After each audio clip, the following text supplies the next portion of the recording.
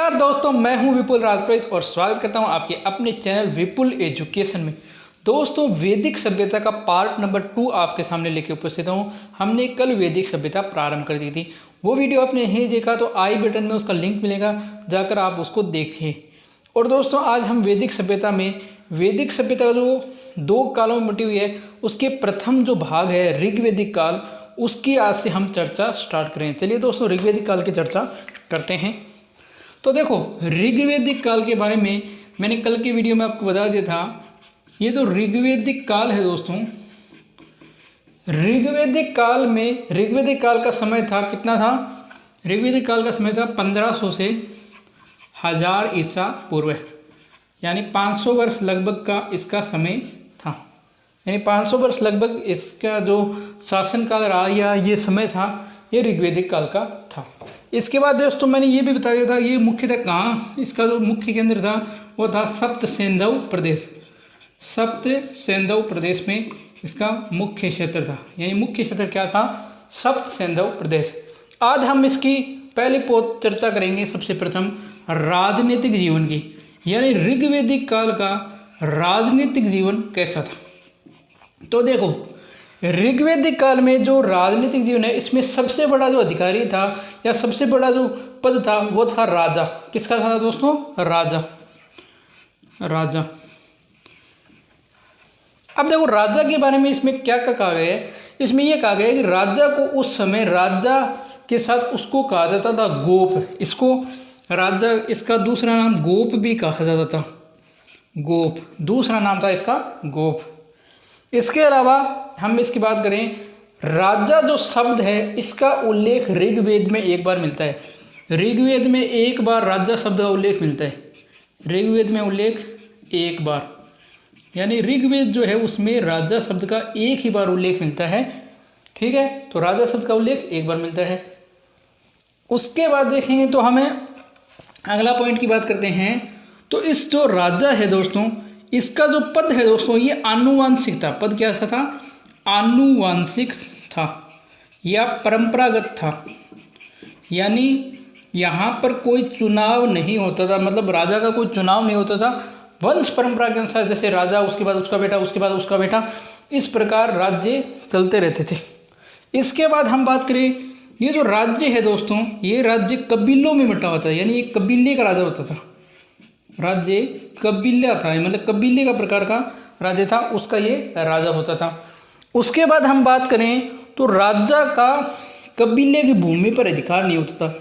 भूमि पर अधिकार नहीं होता था, यानी ये जो जमीन होती थी राज्य की या कबीले की, उस पर इसका अधिकार नहीं होता था, वरन संपूर्ण कबीले का अधिकार होता था। संपूर्ण कबीले का अधिकार होता था, यानी जितना भी जो कबीले में लोग रहते थे उन सब का अधिकार होता था। आगे देखो, इस पर क्या है? संपूर्ण कबीले का अधिकार होता था। इसके बाद दोस्तों, राजा के 2 नाम है। एक तो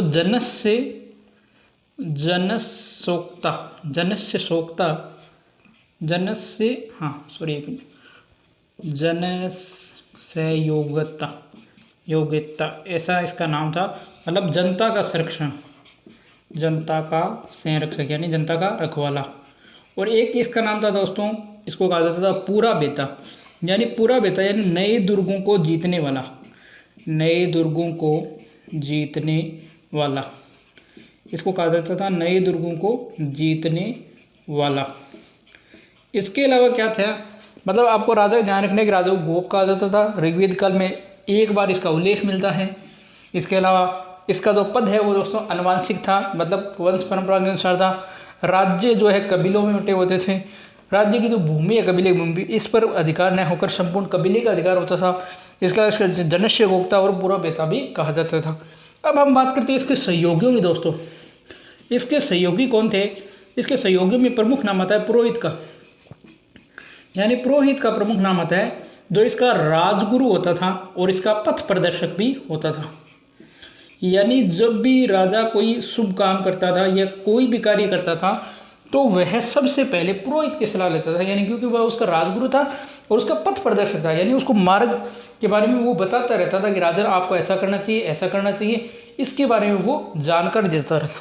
दूसरा इसका प्रमुख अधिकारी था सेनानी। ये दोस्तों इसको सैनिक सामग्री की आपूर्ति करता था, यानी जितने भी जो हथियार वगैरह चाहिए इन सब की आपूर्ति करता ये व्यक्ति था, आपूर्ति करता, यानी जो भी हथियार वगैरह चाहिए थे इसको सैनिक सामग्री के लिए वो सेनानी उपलब्ध कराता था। फिर था दोस्तों ग्रामीणी। ये दोस्तों राजा की जो भी दैनिक आवश्यकताएं थी ना, जो डेली उसको जो भी चीज़ें चाहिए थी, जैसे आप ये मान लो कि भोजन नहीं चाहिए या कुछ भी और भी दैनिक आवश्यकताएं जो पूर्ति थी वो ये ग्रामीणी करता था, पूर्ति करता। ठीक है, तो आपको 3 प्रमुख अधिकारी याद रखने, पुरोहित जो कि राजगुरु था और इसका पथ प्रदर्शक था, इसके अलावा सेनानी जो इसका सैन्य सामग्री आपूर्ति करता था, इसके अलावा ग्रामीणी दैनिक आवश्यकताओं की पूर्ति। अब देखो आगे बात करते हैं, अगले हम चर्चा करते हैं इसके अंदर जो इकाइयाँ बंटी हुई थी। ये राज्य कैसे बंटा हुआ था? ये राज्य दोस्तों ऐसे बंटा हुआ था, ऊपर जैसे मतलब हम मान लो जन या राज्य, और ये मिला होता था दोस्तों विश्व से, और विश्व बना होता था दोस्तों ग्राम से। इस प्रकार राजनीतिक इकाई थी। देखो ऋग्वैदिक कालीन की जो सबसे छोटी राजनीतिक इकाई थी वो दोस्तों थी ग्राम। राजनीतिक इकाई सबसे छोटी जो राजनीतिक इकाई थी दोस्तों वो थी आपके ग्राम, यानी गांव जो है उस काल की सबसे छोटी राजनीतिक इकाई थी। इसके अलावा हम बात करें तो गांव का जो अध्यक्ष होता था दोस्तों, इसका जो अध्यक्ष था इसको कहते थे, अध्यक्ष जो इसका मुख्य होता था उसको कहते थे ग्रामीणी। क्या कहते थे? ग्रामीणी। कौन सा ग्रामीणी? अभी हमने चर्चा की थी जो राजा की दैनिक आवश्यकता की पूर्ति करता था ना, वो ग्रामीणी था इसका अध्यक्ष। इसके अलावा ये जो गांव थे ये आधुनिक गांवों की तरह न होकर स्वजनों का समूह था, यानी अपने ही परिवार के लोग रहते थे इस गांव में। ये नहीं था कि आज की गांव की तरह अलग अलग एरिया वाइज अलग अलग लोग रहते हैं, वैसे नहीं था। अपने ही जो कबीले के लोग थे उनका समूह था ये गांव। इसके अलावा एक पद नाम मिलता है कुल्लप। कुल्लप दोस्तों ऋग्वैदिक काल में परिवार के मुखिया को कहा जाता था, यानी ऋग्वैदिक काल में जो परिवार का मुख्य होता था दोस्तों उसको कुल्लप कहा जाता था, यानी परिवार का जो मेन आदमी होता था उसको कहते थे कुल्लप। इसके बाद हम बात करें तो ऋग्वेद में 170 बार इस ग्राम शब्द का उल्लेख मिला है। ऋग्वेद में 170 बार ग्राम शब्द का उल्लेख मिला है। गांव के बाद उससे बड़ी इकाई होती थी दोस्तों विश्व। ग्राम कई गांवों से मिलाकर एक विश्व बनता था। जैसे हम ये मान सकते हैं गांव से हमारे गांव और गांव के बाद जिला मान लो, ये इसको उस टाइम का जिला मान लो। तो विश्व का जो अधिकारी था, जो वैन अध्यक्ष था, वो था दोस्तों विश्वपति, और इसका 275 बार उल्लेख मिलता है। ऋग्वेद में 275 बार ये शब्द है, यानी 275 बार विश्व नाम शब्द आया हुआ है। विश्व से बनता था दोस्तों जन या राज्य, जिसका मुख्य अधिकारी था गोप या राजन। इसका मुख्य अधिकारी कौन था? गोप या राजन। इसके अलावा हम बात करें जन या राज्य की, तो इस समय जन या राज्य गोप या राजन होता था, और ये सबसे बड़ी इकाई होती थी। तो आपको ध्यान रखना है गांव से बने विश्व, विश्व से बना जन। ठीक है, और इसका देखता ग्रामीणी, विश्व का देखता विश्वपति, इसका देखता गोप या राजन। कुलप क्या था? परिवार का मुखिया। गांव शब्द का उल्लेख 170 बार, विश्व शब्द का उल्लेख 275 बार। एक ध्यान याद रख लेना, यहाँ जनपद व्यवस्था का उल्लेख नहीं मिलता। जनपद जो थे उन ये व्यवस्था का उल्लेख यहाँ नहीं मिलता, यानी जनपद व्यवस्था का उल्लेख यहाँ नहीं मिलता है, यानी जनपद व्यवस्था यहाँ पर नहीं थी। क्या आपको ध्यान रखना। आगे दोस्तों चलने से पहले थोड़ी सी एक मिस्टेक हो गई थी मुझसे। ये जो 170 शब्द है ये यहाँ पर है दोस्तों, इसका 170 बार और इसका 275 बार उल्लेख मिलता है। इसके लिए आप मुझे क्षमा करें, ये थोड़ी सी डाटा मिस्टेक थी। अगली बात करते हैं दोस्तों इसकी जो राजनीतिक संस्थाएं थी, इनकी 4 प्रकार की राजनीतिक संस्थाओं की हम चर्चा करते हैं। राजनीतिक संस्था, इन चारों राजनीतिक संस्थाओं की चर्चा करते हैं क्रम से। पहली है विदत, दूसरी आपकी सभा, तीसरी आपकी समिति, और चौथी आपकी जन। चौथी आपकी गण। गण, इन चारों का उल्लेख मिलता है। अब देखो विद्वत जो है सबसे प्राचीन राजनीतिक इकाई थी, यानी सबसे प्राचीन जो राजनीतिक संस्था है वो कौन सी थी दोस्तों? विद्वत, यानी सबसे प्राचीन राजनीतिक संस्था विद्वत।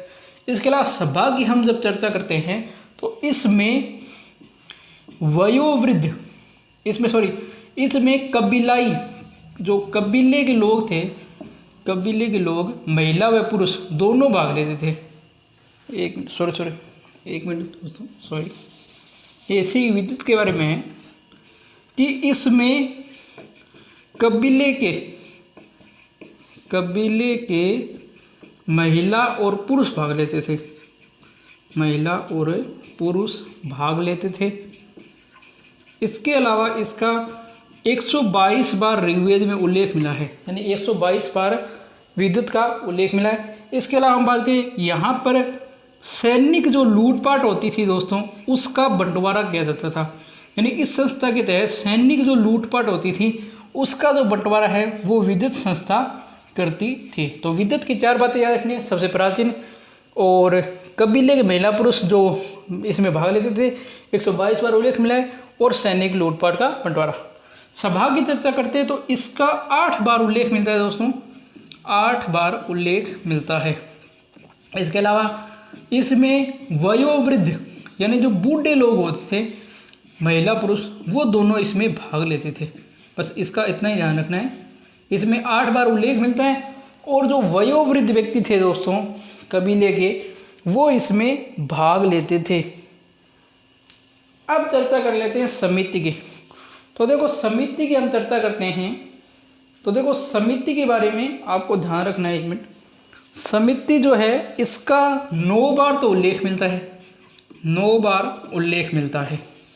इसके अलावा इसमें जनप्रतिनिधि शामिल होते थे। कौन शामिल होते थे? जनप्रतिनिधि। इसके अलावा इसके अंदर आपको एक ध्यान रखना है कि इसके अंदर राज्य पर सर्वाधिक नियंत्रण था, यानी राज्य पर जो सर्वाधिक नियंत्रण करने वाली संस्था थी वो दोस्तों समिति थी। कौन थी? समिति थी। यानी ये राजा को पद से हटाने और नियुक्त करने का अधिकार रखती थी, यानी ये एक ऐसी संस्था थी दोस्तों जिसके पास अधिकार था कि वो राजा को चाहे तो हटा सकती थी या राजा को नियुक्त करने का अधिकार किस संस्था के पास था? समिति के पास था। इसके अलावा गण की बात करें तो ये एक सैनिक संस्था थी दोस्तों। क्या थी? सैनिक संस्था, और 46 बार इसका उल्लेख मिलता है ऋग्वेद में, 46 बार उल्लेख मिलता है। अब इन चारों को एक बार दोबारा देख लो। विद्वत सबसे प्राचीन, कबीले के महिला पुरुष भाग लेते थे, 122 बार उल्लेख मिला है, सैनिक लूटपाट व बंटवारा। सभा 8 बार उल्लेख मिलता है, वयोवृद्ध लोग महिला पुरुष भाग लेते थे। समिति 9 बार उल्लेख मिला है, जनप्रतिनिधि भाग लेते थे, राजा पे सर्वाधिक नियंत्रण था पद हटाने और नियुक्त करने का। इसके अलावा गण सैनिक संस्था थी, 46 बार उल्लेख मिला है। इस समिति के अंदर एक आपको ध्यान रखना है, इसके जो अध्यक्ष है इसको किसन कहा जाता था, अध्यक्ष को किसन। अब हम बात करते हैं दोस्तों एक युद्ध की, दशराज्य युद्ध, जो इस ऋग्वेदिक काल में एक युद्ध हुआ था, दशराज्य युद्ध। दशराज्य युद्ध यानी 10 राजाओं के समूह द्वारा ये युद्ध लड़ा गया था, दशराज्य युद्ध। अब इसके बारे में, युद्ध के बारे में सुन लो पहले। यह युद्ध ऋग्वेद के 7वें मंडल में उल्लेखित है, 7वां मंडल, ऋग्वेद के 7वें मंडल में इस युद्ध का वर्णन है। यानी ये युद्ध जो है लड़ा गया था दशराज्य युद्ध, इसका वर्णन कहाँ है? ऋग्वेद के 7वें मंडल में। अब 2 पक्ष हम बनाते हैं, जैसे युद्ध में 2 पक्ष होते हैं। एक तरफ था दोस्तों भरत या त्रिप्सु जनपद का त्रिप्सु जन का जो राजा था, ये कौन था? सुदास। और इसके वर्ष थे दोस्तों 10 राजाओं का समूह है, 10 राजाओं का समूह है। यानी सुदास इस तरफ था, भरत या त्रिप्सु जन का राजा था, और उसके सामने 10 राजा युद्ध करने के लिए आए थे। इसका जो सहयोगी था वो तो दोस्तों ऋषि विशिष्ट इसके सहयोगी थे, ऋषि विशिष्ट। ऋषि विशिष्ट। और इन 10 राज्यों में आप 5 तो आर्य राजा हैं, 5 आर्य राजा यद्दु, अन्नु, पुरु, यद्दु, अन्नु, पुरु और आपके तुत्रस से और द्रहेयु, ये 5 आर्य राजा। और आर्योत्तर राजा तो जो थे वो कौन थे दोस्तों? 5 आर्योत्तर राजा थे, उनके नाम हैं अलना या अलीना, एलेना, हलना, अलना, हलना, सॉरी हलीना, अलना, हलीना। इसके अलावा आपके शिव, पख्ता और विषाणिन। ये 5 जो राजा थे वो थे। इसमें जो है उस 1-2 शब्द की मिस्टेक हो उसके लिए क्षमा कीजिएगा। तो ये 10 राज्यों का समूह था और ये एक तरफ था। इनका जो सहयोगी था दोस्तों वो थे ऋषि विश्वामित्र। इस युद्ध इनका जो नेतृत्व करता था वो था दोस्तों पुरु जन का राजा, यानी इसने इन 10 राजाओं का नेतृत्व किया था। अब इस युद्ध होने का कारण क्या था? कारण यह था कि इस सुदास जो है जनपद के राजा, इन्होंने विश्वामित्र को पुरोहित पद से हटाकर और विशिष्ट को अपना पुरोहित बना लिया। यानी पहले इनके पुरोहित थे विश्वामित्र, इन्होंने विश्वामित्र को पद से हटाकर विशिष्ट को अपना पुरोहित बना लिया। तो विश्वामित्र इससे नाराज हो गए और वो इन 10 राजाओं के पास गए कि भाई सुदास ने मुझे पुरोहित पद से हटाकर विशिष्ट को बनाया है, आप मेरी सहायता कीजिए। तो ये 10 राजा जो है सुदास पर आक्रमण करते हैं या इनके बीच में युद्ध होता है। तो युद्ध होने का स्थान था दोस्तों परुष्णी नदी, उस समय की परुष्णी, वर्तमान की रावी नदी। और परिणाम क्या होता है दोस्तों? परिणाम यह होता है कि राजा सुदास विजयी होता है। सुदास जो है वो विजयी होता है। तो ये आपको दशहरा के युद्ध की जानकारी रखनी है। ऋग्वेद के आत्ममंडल में था, एक तरफ थे भरत या त्रिप सुजन के राजा सुदास, दूसरे थे 10 राज्यों समय यद्दु, अन्नु, पुरु, तुत्रस, द्रह्यु, आलना, हलीना, शिव, पख्ता, विषाणिन। इनके सहयोगी थे ऋषि विशिष्ट, इनके सहयोगी थे विश्वामित्र जी। इनका नेतृत्व करता था पुरुजन का राजा। इसके अलावा कारण था विश्वामित्र के स्थान पर विशिष्ट जो ऋषि हैं इनको अपना राजगुरु बनाना। ये युद्ध लड़ा गया था परुष्णी और रावी नदी किनारे पर और परिणाम हुआ था राजा सुदास जो है इसका विजय युद्ध। ठीक है दोस्तों, तो आज हमने ऋग्वैदिक काल की जो है राजनीतिक जीवन की चर्चा की है।